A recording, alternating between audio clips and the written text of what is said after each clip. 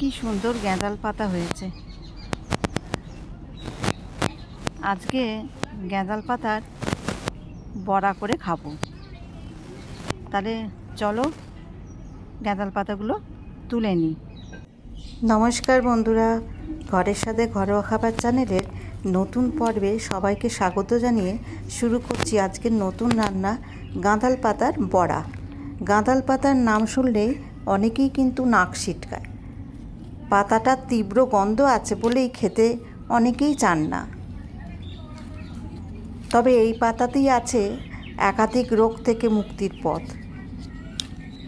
আমাশার প্রধান ওষুধ এই গাঁদাল পাতা।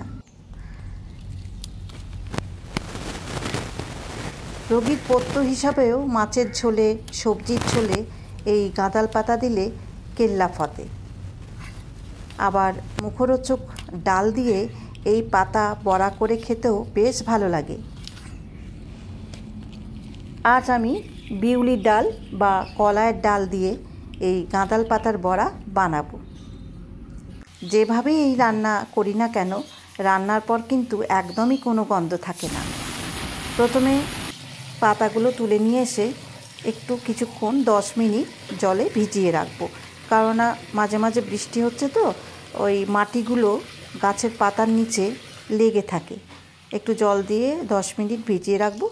তারপর পরিষ্কার করে একটা একটা করে পাতা ধুয়ে নেব।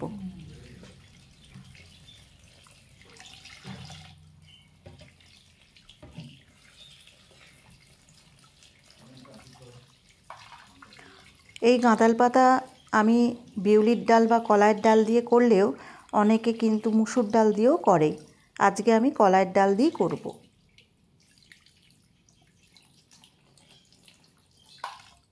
আজকে অনেক দিন পর ভিডিও বানাচ্ছি, না হলে আমি প্রতিটা রান্নাই শর্ট হিসাবে দিই। 1 বছর হতে চললো, 1 বছরের উপরই। এখনও পর্যন্ত আমার 1000 সাবস্ক্রাইবার হয়নি। আর খুব যে একটা সাপোর্ট পাচ্ছি বন্ধুদের থেকে সেটা বলবো না। তবু আমি হাল ছাড়িনি। আমি আমার যেটুকুনি আমি রান্না জানি বা রান্না শিখেছি বা আমার রান্নার যেটুকুনি ইচ্ছা সেইটুকুনি আমি সব বন্ধুদেরই করে দেখাই। এদিকে বিউলির ডালটা ভিজিয়ে রেখেছিলাম, ভালো করে জল পাল্টে পাল্টে ধুয়ে নেব। বেশ ভালো নোংরা আছে।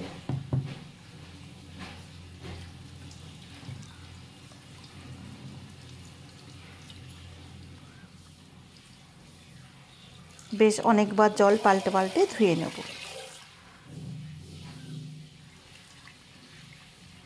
সবাই শর্ট দেখে, আমি যে শর্টগুলো দিই অনেকেই দেখে, কিন্তু দেখে একটা লাইক দেওয়া বা সাবস্ক্রাইব করা খুব একটা করে না।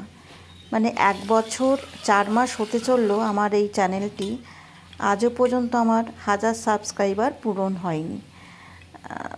কষ্ট হয়, কিন্তু তবু আমি নিজের রান্না করাটা আমি ছাড়িনি। যে সংসারে তো রান্না করি, সেই রান্নাগুলোই না হয় দেখাই। ইচ্ছাটা তো থাকতে হবে, ইচ্ছা না থাকলে তো লোককে পৌঁছানো যায় না।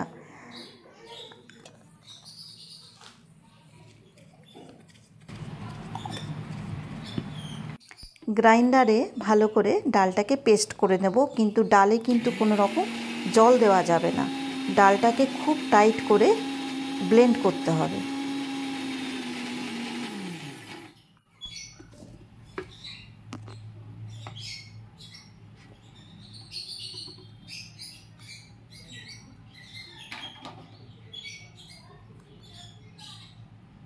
খুব টাইট করে ব্লেন্ড করতে হবে। একদম খুব মিহি পেস্ট না করলেও অসুবিধা নেই, বড়া তো একটু দানা দানা থাকলে বেশ মচমচে হয় খেতে। দেখো বন্ধুরা, কতটা ডালটা কতটা টাইট ব্লেন্ড হয়েছে। 1 ফোঁটাও কিন্তু আমি জল দিইনি।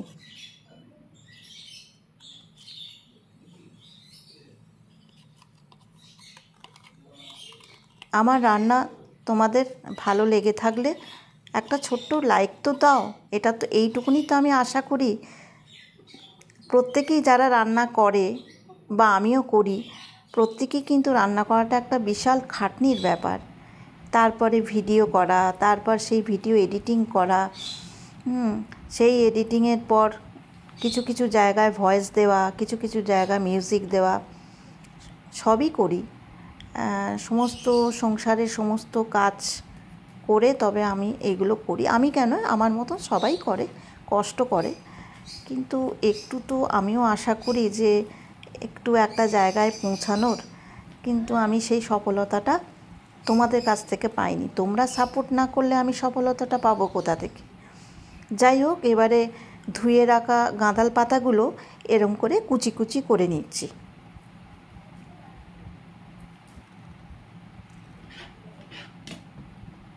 সুন্দরভাবে কুচি কুচি করে নেব।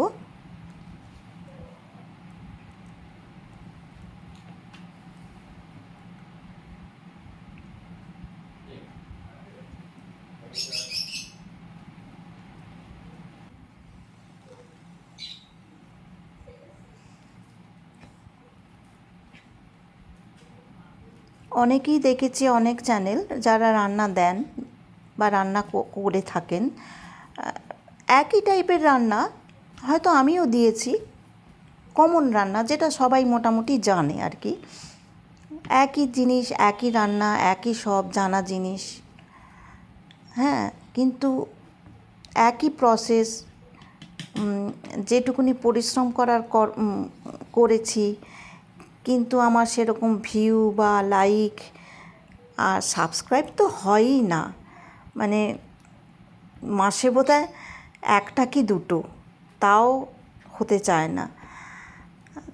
মাঝে মাঝে ভেঙে পড়ি যে দূর, এত কষ্ট করে শরীরে ঘাম ঝরিয়ে এত রান্না করে বন্ধুদের দেখাই, বন্ধুরা তো মানে বন্ধুদের কাছ থেকে তো আমারও ইচ্ছা হয় একটু লাইক পেতে বা সাবস্ক্রাইব পেতে, কিন্তু সেই কিছুই রেসপন্স পাই না। যাই হোক, এবার শাকগুলো কাটা হয়ে গেছে। এইবার বিউলির ডালের মধ্যে আমি কিছু মিশিয়ে নেব। প্রথমে নেব কালো জিরে, সামান্য একটু কালো জিরে মিশিয়ে নেব। তারপরে মেশাবো জোয়ান। এইগুলো মেশালে পাতার যে একটা তীব্র গন্ধ, ওই গন্ধটা থাকে না, চলে যায়। জোয়ান মেশালাম, তারপর আস্তে আস্তে পাতাগুলো মিশিয়ে মেখে নেব।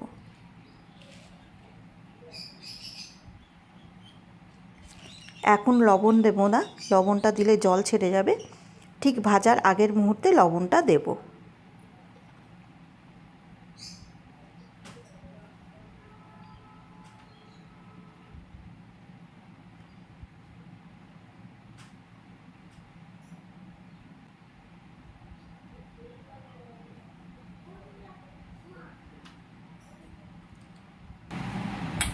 এবার আস্তে আস্তে করে মেখে নেব।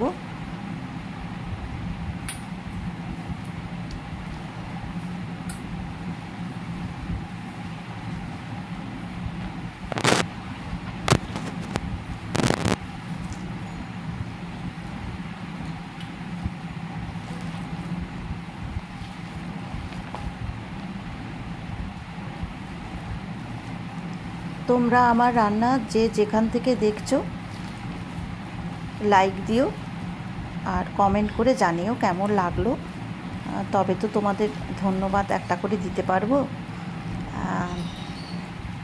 তো কেমন লাগছে কিন্তু বলো বন্ধুরা।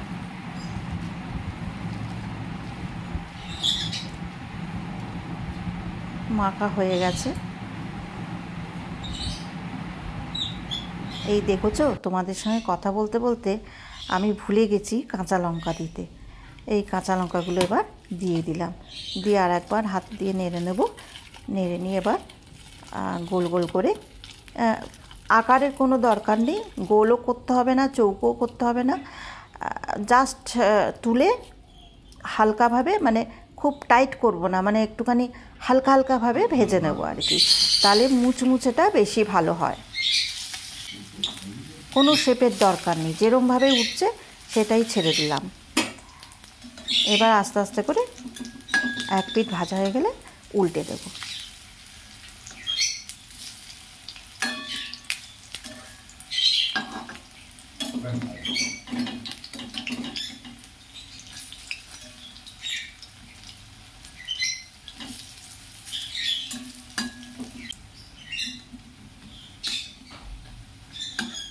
ভাজা হয়ে গেছে, এবার আস্তে আস্তে তুলে নেব।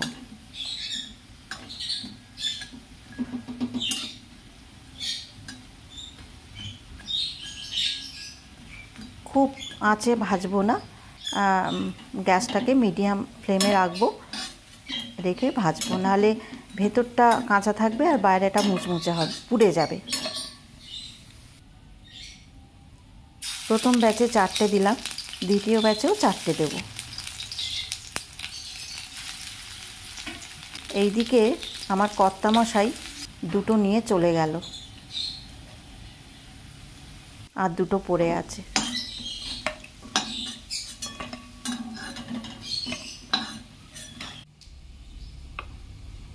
হয়ে গেছে আমার ভাজা। রিভিউ কিন্তু বন্ধুরা পেয়ে গেছি আমার কর্তামশাইয়ের কাছ থেকে, মুচমুচে দারুণ খাস্তা হয়েছে খেতে। দেখো কি সুন্দর মুচমুচে হয়েছে।